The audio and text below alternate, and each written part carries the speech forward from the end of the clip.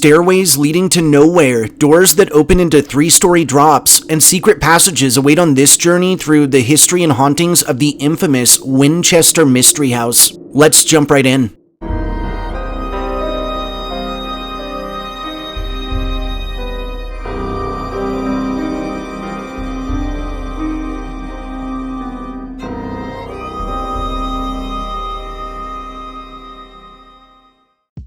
Hey guys, and thanks for tuning in for this look at one of the most famous and iconic haunted mansions on the planet. Acting as an inspiration for Stephen King's Rose Red, and now having been covered in a range of documentaries, series, and standalone movies, the Winchester Mystery House tells the tragic tale of Sarah Winchester. But urban legends have somewhat blurred reality, and the reputation of someone who should have been remembered to history as a prominent, independent, and infinitely strong female figure has been sullied, and is now often recognized as a superstitious, nervous recluse who believed she was being haunted by the souls of those killed by the Winchester repeating arms. The truth behind her story will shock you. Are you ready to begin? The confusing labyrinth that is the Winchester Mystery House is a sprawling Victorian and Gothic-style mansion located in San Jose, California, that previously acted as residence to the esteemed Sarah Winchester, and its bounds are shrouded in an array of urban legends and ghost stories. Historically, in March of 1839 and at 29 Orange Street in New Haven, Connecticut, Sarah Sally Lockwood Pardee was born as the 5th child and 4th daughter of skilled craftsman and business owner Leonard Pardee and his wife Sarah. Notably, the name Lockwood was derived from Leonard's good friend Lockwood Sanford, who was actually an esteemed New England wood engraver. Growing up, Sarah lived a charmed life in a progressive household that preached on religion and philanthropy, and that held strong opinions of animal rights, abolition, and suffrage. She would be rigorously educated and would take particular pleasure in learning the French language and a variety of music studies, and it was noted that unlike her siblings, Sally wasn't particularly social as a teenager, and spent many days isolating herself with her books and instruments. In 1853, the Pardee family would move to a new house off of Brown Street, where Sarah, then 14, would reside for the next 9 years. In 1861, the Civil War would kick off, and while a bulk of popular history taught today focuses on particularly brutal conflicts, military tactics, and influential victories or defeats, on the back end, this era was also a time for technological advancements on the battlefield, and the need for a more lethal firearm grew ever present. Through the early years of the war, Sarah Pardee, who was 23 at the time and stood at just under 5 feet in height, would meet and fall in love with William Wirt Winchester, who was the son of Oliver Winchester, a wealthy shirt manufacturer, and later, the founder of the Winchester Repeating Arms Company. And on Tuesday, September 30th of 1862, the couple would be joined in marriage.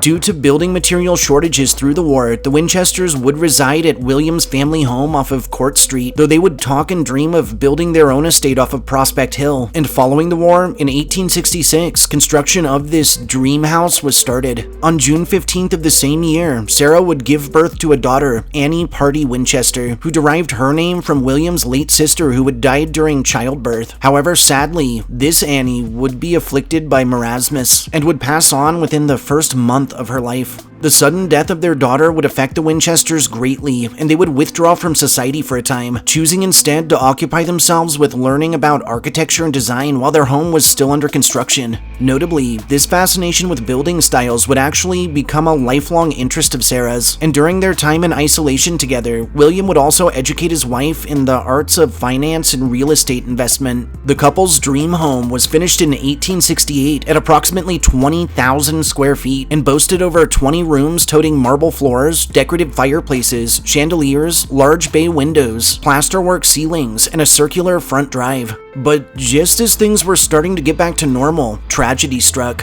In 1869, Sally's father would pass on at the age of only 60, and then, in the span of little under a year, in May of 1880, she would lose her mother. In December of the same year, Oliver Winchester would meet his fate, and lastly, in March of 1881, William would be taken by tuberculosis. Now, this is where things get a bit hazy. As strictly factual history has it, following all of this devastating loss and a rheumatoid arthritis diagnosis, physicians would recommend Sarah move to a warmer, drier climate. And remembering a trip she'd taken with William prior to his passing, she began setting her sights on California. Now, as long-standing legends tell it, sometime during this period, old Sally would meet with one Adam Coons, a medium or psychic from Boston, who would offer a chilling prophecy. He would warn Mrs. Winchester that the misfortune she faced was not a coincidence, and that she was destined to be haunted or cursed or whatever by the countless victims of those killed by the Winchester firearms, and that the only way for her to avoid this fate was to construct a house large enough to preoccupy their vengeful fixation, a house she could never stop building. Notably, while this story has always fallen under very heavy debate, it's hard to find just about anyone actually interested in the Winchester legacy who hasn't heard it, much less held stock in these claims. Whatever the case, in 1886, Sarah would purchase a large farmhouse in the Santa Clara Valley off of Santa Clara Los Gatos Road and would call the 8-room property La Nada Villa. She would fully staff the house, hiring help from Europe, China, and later from Japan, would house her faithful driver from Connecticut, Frank Carroll, and his family, and would set to work on a series of expansions utilizing her architectural knowledge to begin construction of something truly unique. Within the first 6 months, the once humble farmhouse would boast over 26 rooms filled with intricate wooden floors, embossed wall coverings, decorative ceilings, German chandeliers, Austrian art glass, French paintings, and Asian furnishings, and a garden, which Sarah filled with trees and plants from around 110 different countries. Though Mrs. Winchester had hired 2 architects, the project was mainly overseen and designed almost exclusively by herself, who it's assumed worked room by room instead of from a master plan, resulting in a confusing maze of architectural oddities such as stairs leading directly into the ceiling, doors that open into 3-story drops, secret passageways, and the reoccurrence of the number 13 in nearly every room. 13 stairs on stairways, 13 panes in windows, etc.,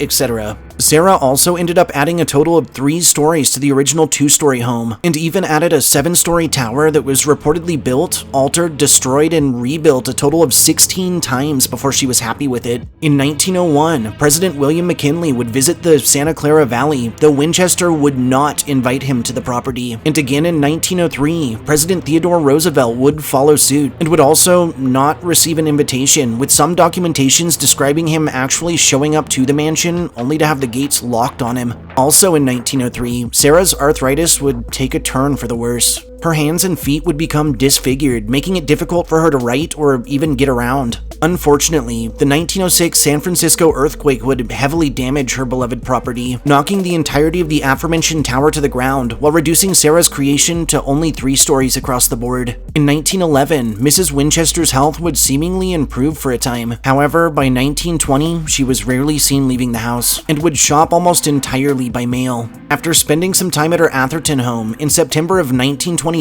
Sally was driven back to the Winchester house to be closer to her doctor, and on the 5th, she would meet death within the confines of her prized creation. Rumors of supernatural activity within the Winchester mansion began long before Sarah's passing, with some of the first mentions occurring in 1908 and growing to involve other properties she owned as well. Soon, urban legends would claim Sarah was mentally unstable, superstitious, and fearful or guilty of her late husband's business dealings. However, documentation from those closest to her in life would dispute these facetious allegations, with good friends, her lawyer, chauffeur, and several other employees describing her as highly intelligent and infinitely kind. Following her passing, many have said friends and family members were actually very unhappy of the home's reputation as a haunted attraction, though sadly, that's what it remains as to this day. Despite claims of normality within the abode, over the years both staff and visitors have reported a slew of otherworldly happenings that they just can't explain, including extreme cold patches felt through the normally balmy California summers, instances of chairs found moved or drawers and cabinets found open, and accounts of doors and windows slamming shut on their own.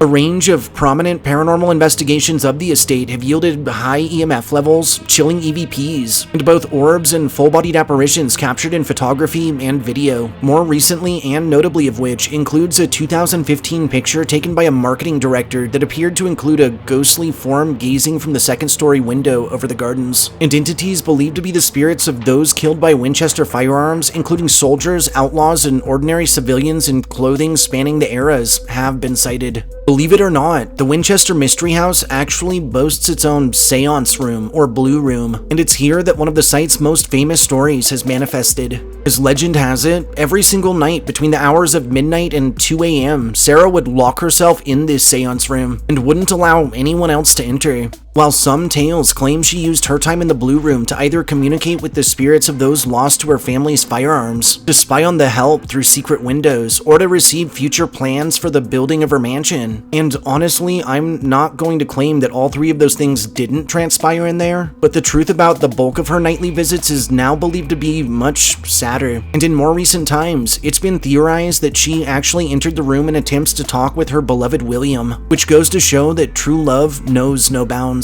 Also reported across mansion grounds are phantom scents of tobacco or old-timey perfume, faces spied in the reflections of windows and mirrors, and shadowy figures that are usually sighted in the peripheral. Another commonly documented encounter involves a specter known as the wheelbarrow ghost. Incidentally, a man in old-fashioned work attire has been sighted pushing a wheelbarrow full of ash or coal around the basement, and has also been observed seemingly fixing the fireplace in the grand ballroom. One spectral worker, Clyde, has also been sighted around the home, and some believe he and the wheelbarrow ghost may be one and the same. A particularly chilling fable ties itself to a tour guide named Denny. One morning, Denny claims he entered the water tower and heard the pitter-patter of footsteps above him. Assuming someone had broken in, he loudly announced that that area was off-limits and began to ascend the stairs to try and catch whoever it was. But who or whatever was up there seemed always just a few steps ahead of him. And after climbing stair after stair, Denny found himself on the roof, which was completely empty. Additionally, other tour groups have reported instances of hair or clothing being tugged at, of people being pushed by unseen hands, and on one occasion, an entire crew that was visiting Sarah's own bedroom all collectively heard a loud, disembodied sigh, as if Mrs. Winchester was very unhappy about the unwelcomed company. Within Sarah's bedroom, some have also told of turning for only a moment to find the imprint of a small body left on the well-made bed, and various objects and effects have been known to move around on their own. Reported through the Winchester mansion are instances of the house seemingly changing on its own, of candles or fireplaces, even ones that are no longer functional, found fully ignited one minute only to return to their normal cold, dark states the next, and of individuals discovering entirely new rooms that can never again be relocated. Speaking of new rooms, in 2016, nearly 90 years after the house had already been opened up to the public, an entirely new attic space was discovered sealed away and filled with odd antiquities, spurring rumors that Sarah had managed to trap spirits within, or that she was hiding some of her cursed artifacts. A stranger legend claims the South Turret Witch's Cap was once the site of a seance held by the master of magic himself, the great Harry Houdini, and that spirits contacted through this ritual might still linger within. Incidentally, one tour guide, Jamie Foster, tells the story of when she entered this turret alone and felt someone embrace her gently from behind before starting to dance, to which, not knowing what else to do, she danced back until the sensation subsided. Lastly, a ballroom in the house held a door that, through Sarah's life, was always kept locked, with its only key constantly in her own possession. Following her passing, staff took the key and opened the vault to find a series of 5 more vaults. As each was unlocked, anticipation grew at what treasures might lie at the heart of these ridiculously secure protective measures. But when they reached the center, it wasn't the material treasure most were expecting. The final vault contained locks of both her late husband and daughter's hair, along with their obituaries. On a closing note, and more recently, speculations have included that the building of this massively confusing home was an act of sabotage, and that Sarah was either convinced by other Winchester firearm board members or interests to build it in order to keep her preoccupied and her hands out of the company, or that whatever psychic she may have been in contact with was a fake, and likely using creative stories of a persistent curse or haunting in order to stay on the payroll of someone who was literally at one point one of the richest women on Earth. If either be the case, I'd theorize the mansion and its grounds may tragically be haunted by only one spirit, that of Sally herself, who lived through and experienced more heartache than anyone should. Thanks for joining me on this exploration into the intriguing past and hauntings of the Winchester Mystery House. If you enjoyed hearing my histories and ghost stories, subscribe to my channel, throw this upload a like, and share me with anyone you feel could use a good scare. I'll see you all next time.